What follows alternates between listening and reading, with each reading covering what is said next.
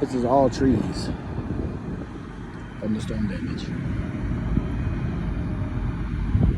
It's not as much as I thought it was from the road, but it still is a lot of trees. And then mulching mountains. So that's probably about everything you see here, if not already a mulch.